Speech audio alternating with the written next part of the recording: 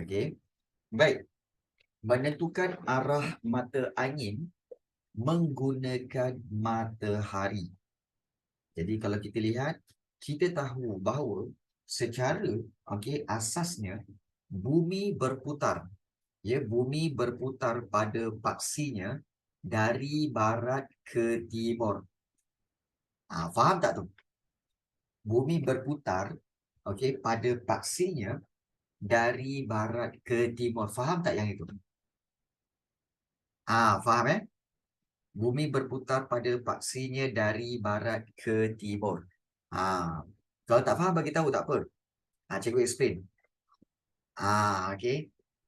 Jadi, bila bumi berputar dari barat ke timur, ini menyebabkan matahari kelihatan terbit di sebelah timur dan terbenam di sebelah barat. Menyebabkan matahari kelihatan terbit di sebelah timur dan terbenam di sebelah barat. Oleh itu, kita dapat menggunakan matahari sebagai panduan untuk menentukan arah mata angin. Okey, baik. Biar cikgu explain satu-satu. Bumi berputar pada paksinya dari barat ke timur. Cikgu tak ada bahan lah sekejap. Okey, baik. Dia sebenarnya macam ni. Okey, bumi berputar daripada barat ke timur ni, maksudnya di sini ialah kita katakan sebagai ini katakan adalah bumi ya. Sekejap. Baik, katakan ini adalah bumi. Okey, ini adalah bumi. Okey, di mana kita tahu bahawa bumi, kita ambillah warna hijau. Okey. Baik, bumi. Baik, bumi sebenarnya dia berputar dari barat ke timur. So kalau kita nak tahu macam mana nak tahu barat ke timur cikgu? Baik, sebenarnya cuba kita buat macam ni. Okey. Kita tahu kan? Bermakna di sini adalah utara. Okey, utara. Okey. Utara. Kemudian yang di bawah ini adalah selatan.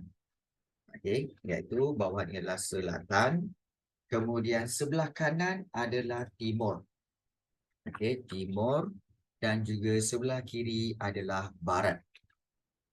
Baik. Kalau menurut buku teks tadi, dia kata bahawa bumi akan berputar. Katakan ini bumi, bumi akan berputar dari barat ke timur. Dia pusing. Maknanya dia berputar dari barat ke timur. Jadi bila dari barat ke timur, maknanya dia pusing. Dia pusing, dia berpusing kan dari barat ke timur. Jadi, so bila dia berpusing, katakanlah di sini ada matahari. Di mana kita lihat di sini, katakan ini matahari. Katakan ini matahari, maka bila kita tengok bumi berputar daripada barat ke timur, katakanlah di sinilah kamu lihat, kamu katakan berdiri di sini ya. Mula-mula kamu berdiri di sini. Kamu berdiri di sini. Dan kemudian muka kamu pandang ke depan. Muka kamu pandang ke depan. Jadi bila bumi berputar, sedikit demi sedikit, kamu akan berada di, muka kamu akan berada di hadapan. Kemudian, kemudian muka kamu akan berada di sebelah kiri. Menghadap sebelah kiri macam ni kan. So kamu nampak apa? Kamu akan nampak bahawa matahari ini seolah-olah daripada, kamu nampak matahari ni seolah-olah daripada timur pergi ke barat. Seolah-olah daripada timur, dia pergi ke barat. Nampak tak? Sebab kamu nampak. Contoh macam ni macam cikgu. Sekarang ni katakanlah kamu matahari. Cikgu bumi. Kamu kat kamera ni, kamu matahari, cikgu bumi. Cikgu sebenarnya berputar daripada barat pergi ke timur. Daripada barat pergi ke timur. Daripada kanan pergi ke kiri. Tapi cikgu nampak kamu daripada timur pergi ke barat. Jadi cikgu nampak, Kamu ni daripada timur pergi ke barat. So, cikgu nampak kamu macam tu. Jadi, itulah konsep yang dikatakan sebagai, ini dipanggil putaran bumi. Ini dipanggil putaran bumi. Okay. Jadi, ini supaya kamu jelas. Okay, putaran bumi. Baik. So, bila putaran bumi ini, kalau kita lihat dalam buku teks, bahawa putaran bumi ini menyebabkan matahari kelihatan terbit sebelah timur dan terbenam di sebelah barat. Oleh itu, kita boleh menggunakan matahari sebagai panduan untuk menentukan arah mata angin. Caranya macam mana, cikgu? Okey, caranya begini. Baik, kamu mesti berdiri menghadap ke arah matahari terbit. Okey, contohnya pada suatu hari nanti, mungkin besok pagi lah. Besok pagi, kamu bangun pagi kan? Kamu cari mana matahari ni? Oh, okey, katakan matahari di sana. Kemudian kamu kena berdiri menghadap matahari tu. Matahari pagi naik kan? Matahari pagi naik, kamu menghadap dia, kamu tahu, oh, matahari terbit daripada timur. Bila matahari terbit daripada timur, bermakna belakang kamu ini adalah barat. Timur, barat. Utara mana, cikgu? Kalau timur, barat, sebelah kiri adalah utara dan sebelah kanan adalah selatan. Dia begitu cara. Jadi sebab itu langkah pertama macam budak ni kan, berdiri menghadap matahari terbit. Nampak tak? Matahari terbit daripada timur. So matahari dia nampak, maknanya matahari kat sini lah. Matahari kat atas ni. So matahari terbit daripada timur. So halakan muka, arahkan di hadapan, arah di hadapan anda. Di hadapan kita ni adalah timur. Adalah timur, manakala arah belakang ialah barat. Jadi kalau kita lihat arah di hadapan ialah timur, manakala arah di belakang anda ialah barat. Depa tu maknanya bukakan tangan tu. Depakan kedua-dua belah tangan anda. Tangan kiri ini, anda menunjukkan arah utara. Tangan kiri, mana kiri? Ini kiri. Kiri menunjukkan arah utara. Arah utara. Dan juga tangan kanan akan menunjukkan arah selatan. Jadi itu cara praktikalnya. Jadi kalau kita lihat, kalau kamu nak buat eksperimen ni boleh. Besok pagi, kamu bangun, pergi kat luar rumah kamu, kamu tengok matahari kat mana. Contoh, matahari, katakan ini matahari. Oh, matahari naik kat sini. So, kamu depakan muka kamu. Kamu tahu ini timur, belakang kamu adalah barat. Depakan tangan kedua-dua ini, kemudian kamu tahu bahawa sebelah kiri adalah utara dan sebelah kanan ini adalah selatan.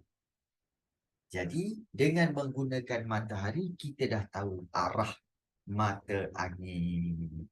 Jadi, inilah cara bagaimana untuk menentukan arah mata angin menggunakan matahari. Boleh faham? Boleh faham tak?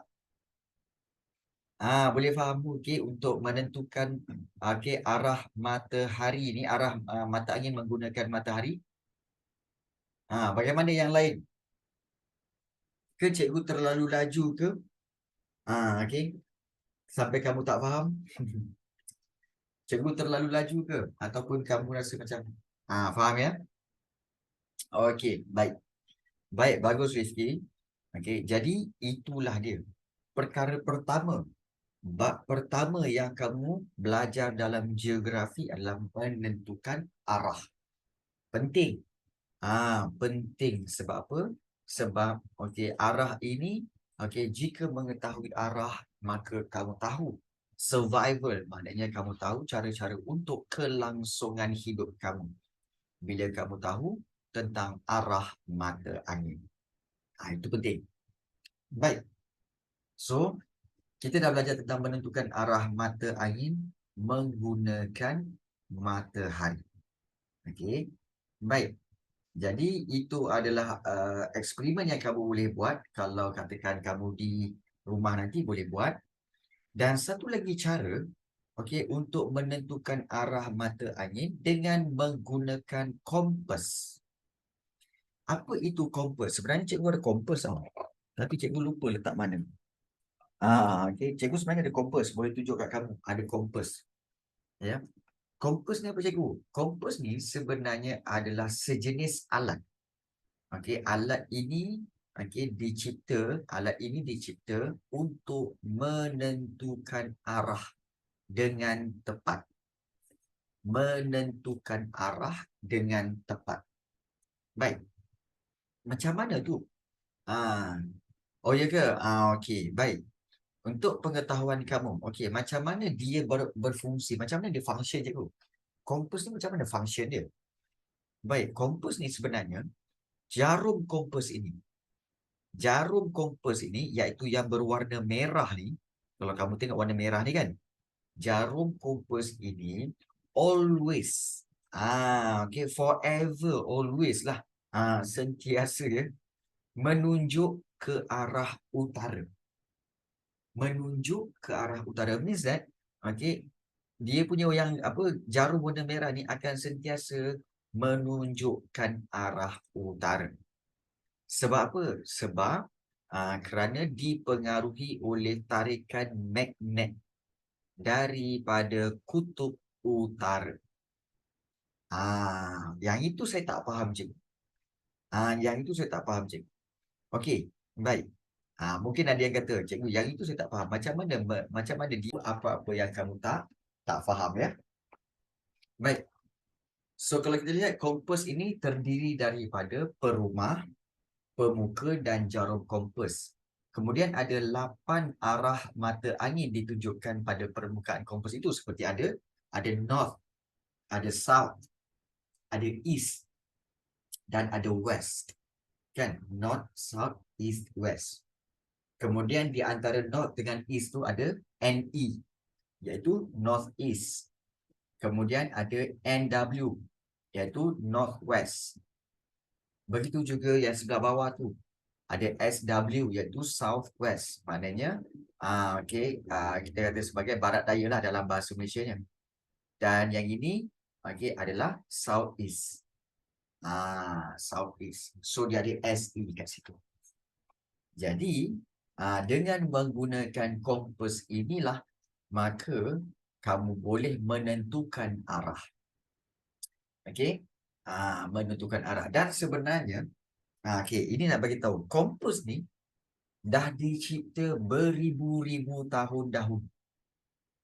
Di mana kalau kita lihat, kompas jarum. Yang ini kompas jarum ini, telah dicipta pada zaman tamadun Islam. Tamadun Islam dan digunakan oleh pelayar-pelayar Islam di Lautan Hindi. Maknanya dulu kita tahu bahawa orang-orang daripada Arab, orang-orang Islam daripada Arab, mereka telah menaiki kapal, dan mereka bergerak menggunakan kompas untuk menentukan arah.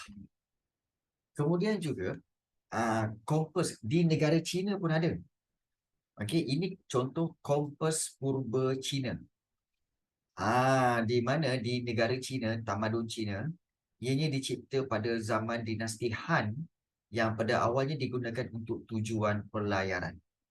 Di mana kita tahu bahawa jarum ini dia akan bergerak ke kiri ke kanan ke untuk menentukan arah utara. Dan satu lagi iaitu kompas kiblat. Ini untuk orang-orang Islam yang mana kalau nak menentukan kiblat iaitu arah solat dia, arah untuk sembahyang.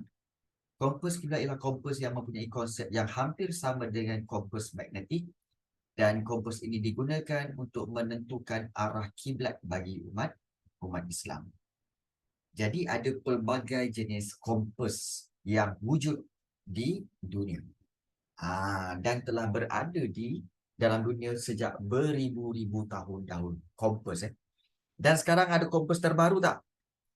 Sekarang ada kompas terbaru tak? Sekarang ni cikgu rasa kita pun ada apps juga kan, di mana apps ini boleh menentukan arah juga. Okey, boleh menentukan arah. Contohnya cikgu sendiri ada apps ni. Okey, di mana apps ini okey boleh menentukan okey, okey baik. So, okey enable location, okey dan juga okey baik. Okey, baik. So, kita ada lebih kurang ini ya. Okey, mana pula dia punya kiblat. Okey. Baik. So, kita ada arah juga di mana kalau kita lihat, okey, ada juga apps. Okey, ada apps yang boleh menentukan arah utara. Nampak tak dia berpusing-pusing kan? Berpusing-pusing. Bermakna, kita boleh menentukan arah utara menggunakan apps di phone kita. Tapi harus ingat, kalau nak guna apps ini untuk menentukan arah, kamu tak bolehlah tengok macam ni. Kamu kena letakkan di tempat yang rata. Okey, tempat yang rata macam tu dan kamu tengok, okey, di manakah arah utara. Okey. Baik, siapa yang phone dia ada benda ni? Anyone here? Ada tak phone kamu yang masih ada tanda arah kiblat ke? Okey, ada tanda arah kompas ke? Ada tak? Anyone? Okey. Tak ada eh? Okey, baik. So, sepatutnya boleh download benda ni boleh download di Google di Google di mana kamu boleh download untuk menentukan arah okey sama ada arah kiblat ataupun arah utara, selatan, timur, barat. So boleh explore. Cuti sekolah ni kamu boleh explore untuk menggunakan apps di phone untuk menentukan arah utara, selatan, timur dan barat. Barulah kamu boleh lebih faham. Tak ada tak apa. Baik. Jadi, bagaimana untuk menggunakan kompas ini sebenarnya cikgu? Okey, bagaimana untuk menggunakan kompas ini dengan sebaik-baiknya? Baik, untuk menggunakan kompas magnetik ini, okey, kamu kena orientasikan. Panduan mengorientasikan kompas magnetik. Mengorientasikan tu maknanya kita kata menjadikan kompas magnetik tu beroperasi. Ataupun cara-cara menggunakan kompas magnetik lah sebenarnya. Iaitu pertama sekali, berdiri menghadap objek. Berdiri menghadap objek yang anda ingin tentukan arah. Okey. Contohnya, kamu berdiri. Contoh macam cikgu. Cikgu berdiri menghadap kamera. Cikgu berdiri menghadap kamera kamu. Kemudian, okey, dengan menggunakan, okey. So, cikgu akan guna kompas tadi. Okey, cikgu akan gunakan kompas tadi. Okey, baik. So, cikgu akan gunakan kompas tadi iaitu kalau kita lihat, okey, bagaimana untuk menggunakan kompas ini? Okey, iaitu dengan cara mana pula ni? Okey, baik. Okey, baik. Cara untuk menggunakan kompas ini. Okey, baik. So, okey. Baik. So, kemudian letakkan kompas itu pada permukaan yang rata.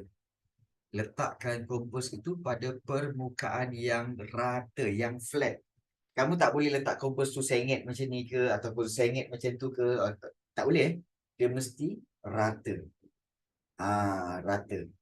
Jadi, dan yang seterusnya, pastikan anda menjauhi, maknanya tidak mendekati objek-objek besi seperti tiang besi ataupun kerusi besi sebab takut nanti tidak dapat bacaan yang tepat, tidak dapat ukur arah yang tepat.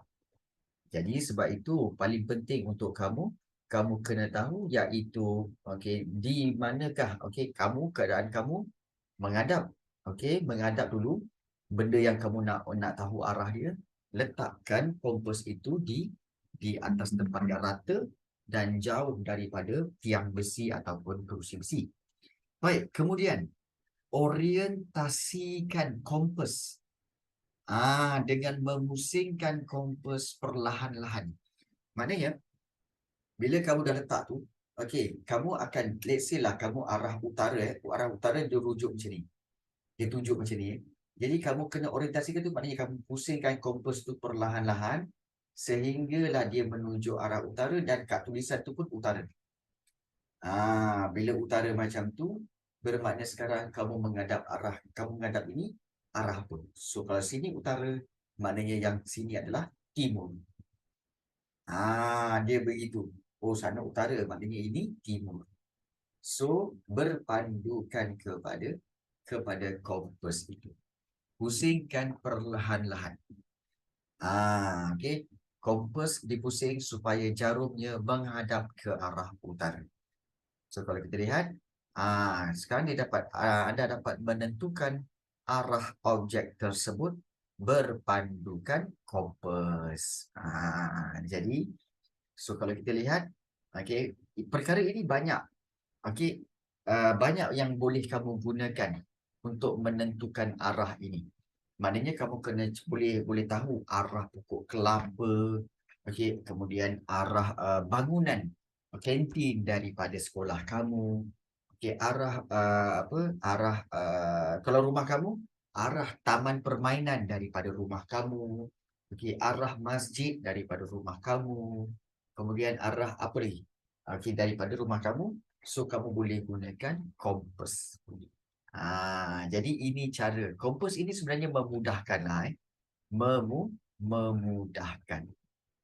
Jadi, so apa yang kita telah lihat ini, okey, kita telah lihat tentang cara menentukan arah mata angin menggunakan kompas. Baik. Baik. Sebelum cikgu teruskan, ada soalan nak tanya tak? Iaitu kita nak lihat 1.4, iaitu bearing sudutan. Namun begitu, bearing sudutan ini iaitu arah sesuatu tempat dapat ditentukan menggunakan bearing. Apa itu bearing, cikgu? Bearing ni, okey, ialah arah sesuatu objek atau tempat dari satu titik rujukan, dan unit yang digunakan ialah darjah. Darjah. Dan untuk kita belajar tentang bearing sudutan ini, okey, kita perlu ada benda ini yang dipanggil apa? Siapa tahu? Siapa tahu ini dipanggil apa ni? Ini dipanggil apa? Tahu ke tak tahu? Binatang okey, peralatan yang dikatakan separuh bulat ini. Ini dipanggil apa? Siapa tahu? Protector. Okey, baik. Sebutan dia bukan protector tau. Sebenarnya dipanggil protractor. Dan di protractor ini, okey, kita ada tulisan-tulisan kecil yang bernombor daripada 0 hinggalah 180. 0 hingga 180.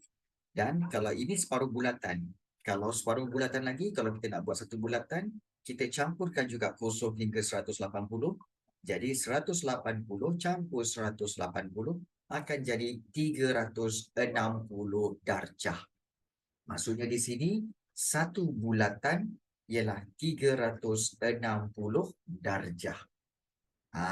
Tapi kalau yang dijual di kedai tu, ada je jual di kedai ni, iaitu dipanggil protractor ni, ataupun dalam bahasa Malaysia dipanggil jangka sudut.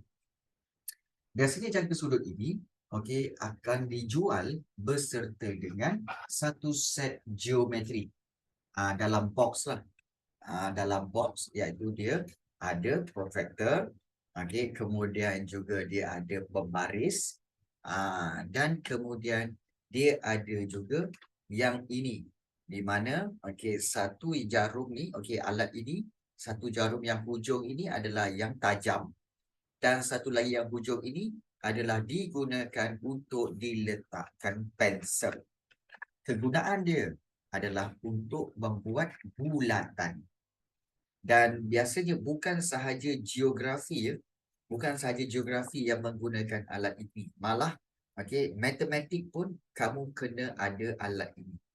Sebab dalam matematik kamu akan belajar cara buat bulatan. Okey, cara buat bulatan. So buat bulatan circle tu. Okey, jadi kena ada alat ini juga. Baik. Kemudian dalam alat ini juga pastinya ada alat yang kedua-dua ini tajam. Okey, kedua-dua ini tajam iaitu ini dipanggil jangka tolok. Ya, jangka tolok di mana jangka tolok ini digunakan untuk mengukur jarak daripada satu titik ke satu titik. So ukur jarak berapa. Jadi ini dipanggil protractor. Protractor pula. Ini jangka tolok. Jadi itulah senarai alat-alat kelengkapan geometri yang kamu ada dalam set geometri ini. Dan alat ini digunakan dalam matematik dan juga dalam subjek geografi. So nanti kalau kamu sekolah menengah, pastikan kalau kamu masuk sekolah menengah nanti, pastikan kamu memiliki set ini. Set ini tak mahal pun. Biasanya dalam belas-belas ringgit lah. Belas-belas ringgit. Dan kamu boleh gunakannya untuk dua subjek, iaitu matematik dan juga subjek geografi. So, sebelum itu, kita nak tanya, korang ada tak alat-alat ni? Kamu semua ada tak alat-alat ini? Kita nak tanya dulu. Ada tak alat-alat ni sekarang? Kita sambung kepada bab 2 ini, iaitu kedudukan relatif. Dan apa itu kedudukan? Kedudukan ni ialah tempat letaknya sesuatu objek dalam sesuatu kawasan. Jadi, kedudukan ada dua jenis. Kedudukan relatif dan juga kedudukan mutlak. So, yang ini kedudukan relatif. Kedudukan relatif ditentukan dengan merujuk kepada titik rujukan. Macam mana tu, cikgu? Baik. Dia macam ni. Okey, titik rujukan macam ni. Kalau kita tengok gambar ni Kamu tengok gambar ni betul-betul. Akmal. Ni Akmal. Ini Akmal. Ini papan tulis. Ini guru. Ini suasana dalam bilik darjah.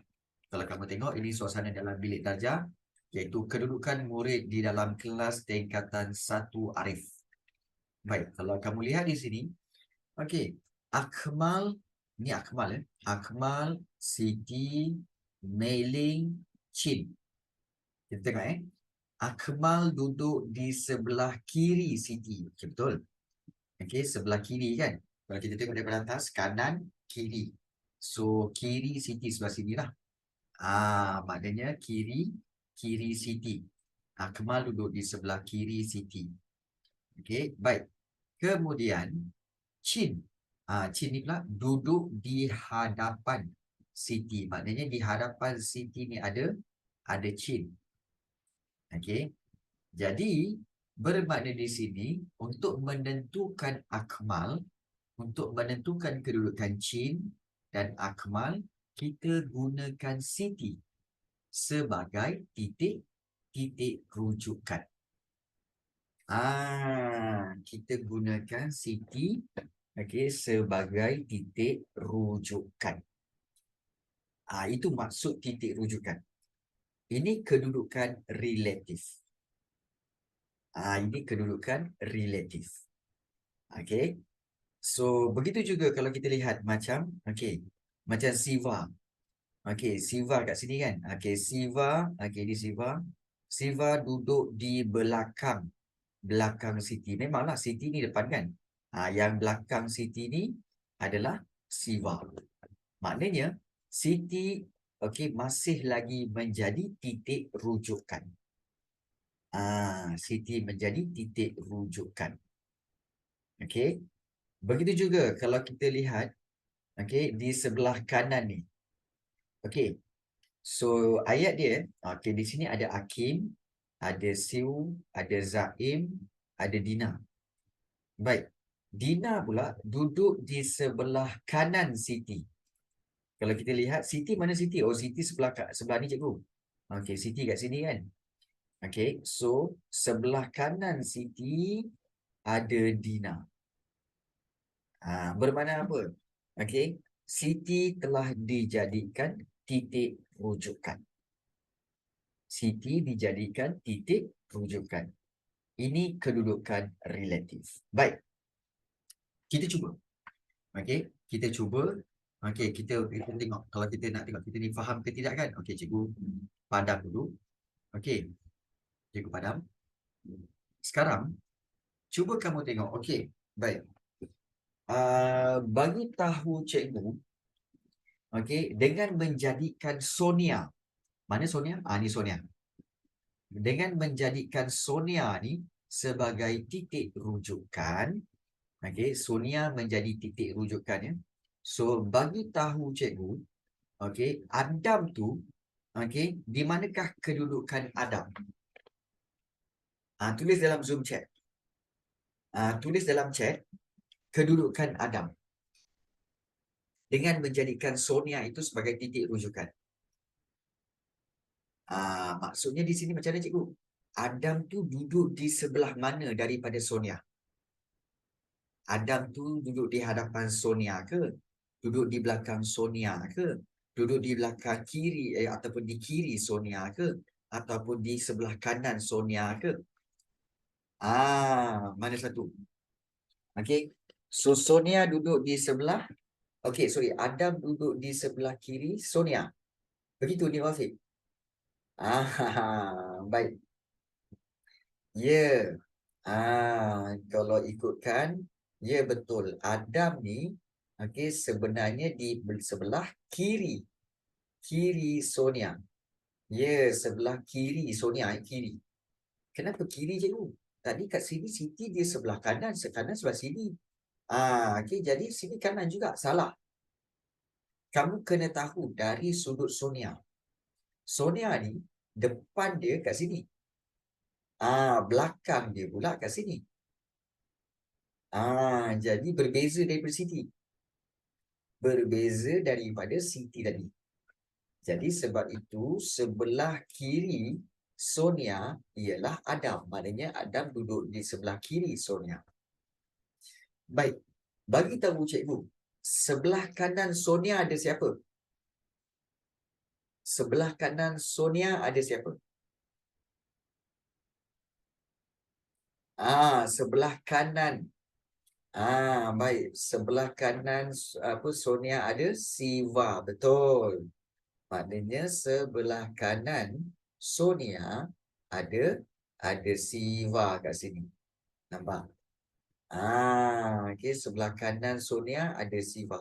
Sebelah kiri Sonia ada Adam. Sebab kita jadikan Sonia sebagai titik rujukan. Ya. Baik. Baik, dengan okey, masih lagi titik rujukan tu ialah Sonia. Bagi tahu cikgu, okey, siapakah okey yang duduk di bahagian belakang Sonia? Siapa yang duduk di belakang Sonia? Dina. Ya, Dina. Sebut nama dia sendirilah rupa-rupanya Dina.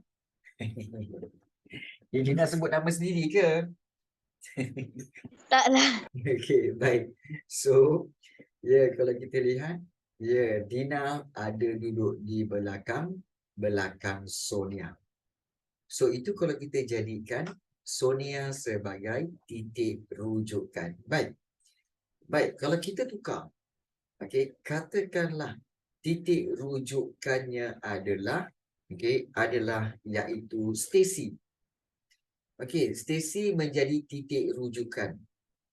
Okey, jadi bila kita tukar, Stacy menjadi titik rujukan. Baik, siapakah yang duduk di sebelah kiri Stacy? Okey, ya. Okey, iaitu Raju. Betul, maknanya Raju. So, Raju duduk di sebelah kiri Stacy di sini. Ya, Raju. Sebab kita jadikan Stacy sebagai titik rujukan. Jadi, inilah cara dia bagaimana untuk kita kenal pasti. Inilah dikatakan kedudukan relatif dulu. Ya, kedudukan relatif maknanya kita menggunakan orang lain untuk menjadi titik rujukan. Dan kemudian kita akan gunakan perkataan-perkataan seperti apa tahu? Hadapan, belakang, kiri dan juga kanan. So kita akan gunakan perkataan-perkataan itu. Baik. Sebagai contoh kita tengok di sini, iaitu kamu masih ingat lagi tak? Di sekolah kebangsaan dulu, siapakah yang duduk di sebelah kiri kamu dalam kelas? Siapa nama dia? Siapakah nama rakan kamu yang duduk sebelah kiri? Sebelah kiri kamu dalam kelas. Sila tulis nama dia. Ni Dana kata Kaisara. Ni Wafi kata Hadis. Idina kata Adriana. Baik. So, Syahrini kata Safwana.